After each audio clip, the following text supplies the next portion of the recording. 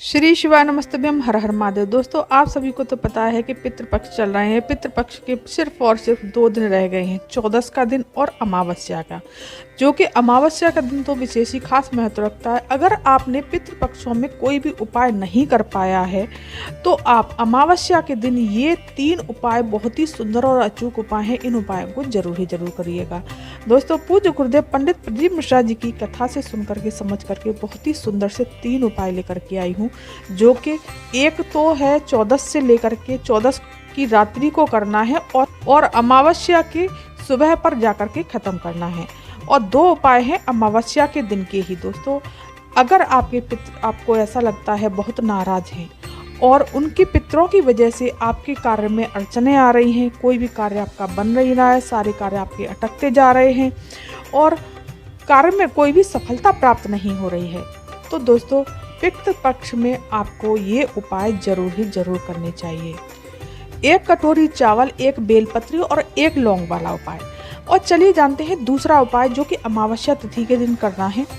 ये उपाय है दोस्तों, अगर आपके पितरों को जल तर्पण नहीं हुआ है, अगर आपको ऐसा लगता है कि मुझ पर बहुत बड़ा पितृ दोष है, पितृ दोष की वजह से न तो धन संपदा आ रही है, व्यापार चल नहीं रहा, नौकरी लग नहीं रही है और धन से जुड़ी हुई बहुत सारी दिक्कतें हैं, कार्य में सफलता नहीं मिल रही है, बहुत दिक्कतें जा रही हैं, तो उसके लिए 2 पात्र जल वाला उपाय बहुत सुंदर सा उपाय है।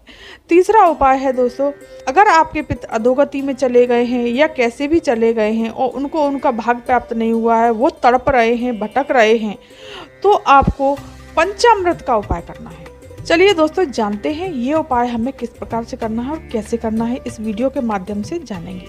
दोस्तों, वीडियो पर आगे बढ़ने से पहले अगर चैनल पर आप नए आए हैं तो चैनल को सब्सक्राइब कर लीजिएगा, वीडियो को लाइक कर दीजिएगा और कमेंट में श्री शिवाय नमस्तभ्यम या हर हर महादेव भोलेनाथ का कोई सा भी प्यारा सा नाम जरूर लिखिएगा। चलिए जानते हैं दोस्तों पहला उपाय, जो कि अगर आपको ऐसा लगता है आपके पितर नाराज हैं तो आपको क्या करना है, 1 कटोरी ले लेनी है और 1 कटोरी में चावल ले लेने हैं। चावल दोस्तों खंडित नहीं होने चाहिए। उस कटोरी में आपको 1 बेलपत्री रख लेनी है, बेलपत्री भी खंडित नहीं होनी चाहिए।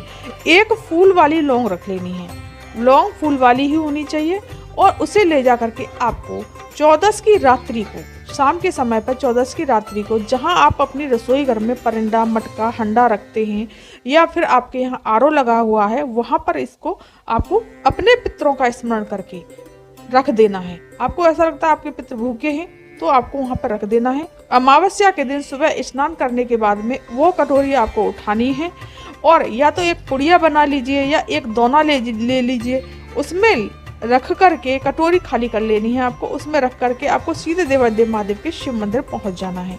शिव मंदिर पहुंच करके आपको उत्तर दिशा की तरफ मुख करके खड़े हो जाना है और शिवलिंग में ही जो गणेश जी का स्थान है, पूज्य गुरुदेव हमेशा बताते हैं गणेश जी का स्थान कौन सा है, तो उस जगह पर गणेश जी के स्थान पर आपको इस दोने को या इस पुड़िया को अपने पितरों का स्मरण करके, भोलेनाथ का स्मरण करके टच कराना है, छुआना है, और फिर ये दोना उसी स्थान पर नीचे की तरफ आपको रख देना है और अपने पितरों से प्रार्थना करनी है। भोलेनाथ से और पितरों से प्रार्थना करने के पश्चात आप सीधे अपने घर चले आइए। बहुत ही सुंदर सा अचूक उपाय है, इस उपाय को जरूर करिएगा।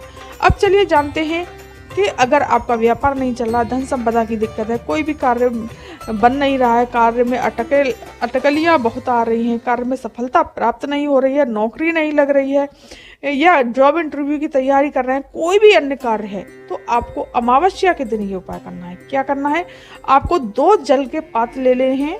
तांबे के कलश के ले लीजिए, स्टील के कलश के ले लीजिए, किसी भी कोई भी जल के पात्र ले सकते हैं आप, और दोनों जल के पात्र एक के ऊपर एक तराजू पर रख लेने हैं और 5 ले लेनी है आपको बेलपत्री। बेलपत्री खंडित नहीं होनी चाहिए और अपने सीधे हाथ में इसको रख लेना है, तांबे के कलश को और बेलपत्री को, और रख करके सीधे देवादेव महादेव के शिव मंदिर पहुंचना है।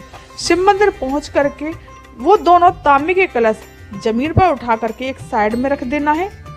एक के ऊपर एक रखे हैं तो ऐसे ही रखे रहने देना है, और जो बेलपत्री आपके सीधे वाले हाथ में हैं उनको उठा करके शिवलिंग पर श्री शिवाय नमस्तभ्यम मंत्र का जाप करते हुए समर्पित कर देनी है। लेकिन बेलपत्री की डंडी का मुख जलाधारी की तरफ, मतलब जहाँ से जल गिरता है उधर की तरफ होना चाहिए।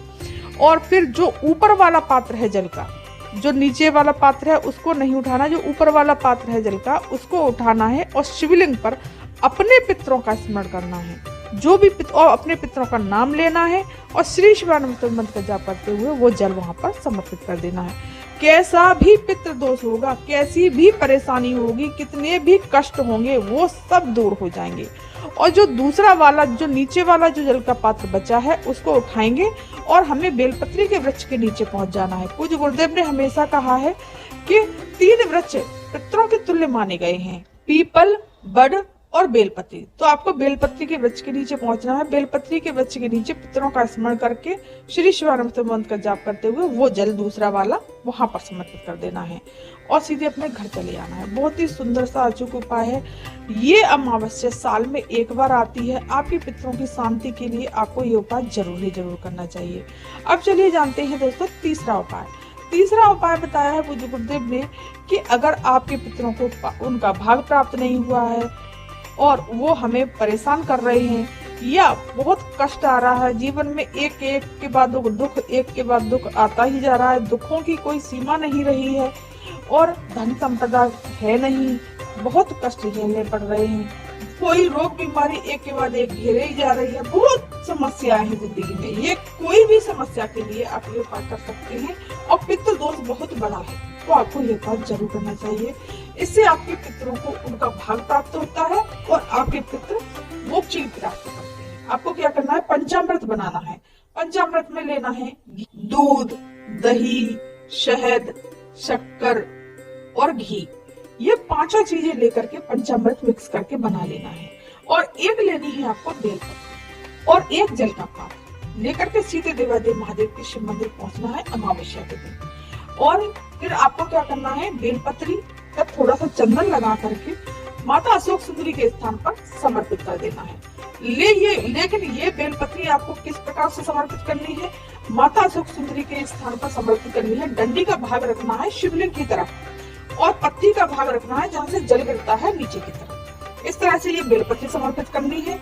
और जो पंचामृत लेकर के गए हैं, माता अशोक सुंदरी के स्थान पर श्री शिवानंद मंत्र का जाप करते हुए अपने पितरों का स्मरण करते हुए उनका नाम और गोत्र बोल करके माता अशोक सुंदरी के स्थान पर पंचामृत समर्पित करना है। थोड़ा सा पंचामृत बचाना है, फिर उस पंचामृत को उठा करके शिवलिंग पर आपको अपने पितरों का स्मरण करके समर्पित कर देना है।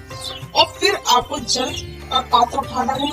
जल का पात्र भी आपको पंचामृत जहाँ माता अशोक सुंदरी के स्थान पर समर्पित किया है वही बेलपत्री के ऊपर वो जल समर्पित करना है और फिर बचा हुआ जल शिवलिंग पर आपको समर्पित कर देना है। कितना भी बड़ा पितृ दोष होगा, वास्तु दोष होगा, काल सर्प दोष होगा, जो भी कैसे भी दोष होंगे सब दूर हो जाएंगे और उनको उनका भाग प्राप्त होगा, वो प्राप्त हो जाएंगे और वो मोक्ष की प्राप्ति जरूर करेंगे। तो दोस्तों बहुत ही सुंदर सा अमावस्या की तिथि के दिन का उपाय है। आप इस उपाय को जरूर करिएगा।